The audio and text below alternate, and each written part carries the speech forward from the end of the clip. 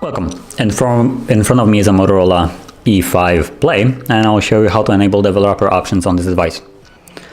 So you will start off by going into Settings. Let's open Settings. Then go down into System. From here, go down into About Phone and Build Number. Now you'll click this build number 7 times. As you can see, now you are a developer and you have access to the developer options. Now this works in basically every Android device, always the build number, so it doesn't restrict you only to this one, but yeah. So now you should have developer options. So let's search. As you can see here, developer options.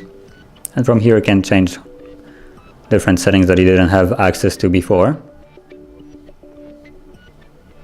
As you can see, it's quite a lot. And if you don't want to have the access to this option, you can just switch off. As you can see, flip this off, and once you leave this, there will be no more developer options. This is a demonstration. And as you can see, there is no more developer options. So if you found this video helpful, don't forget to hit like, subscribe, and I'll see you in the next one.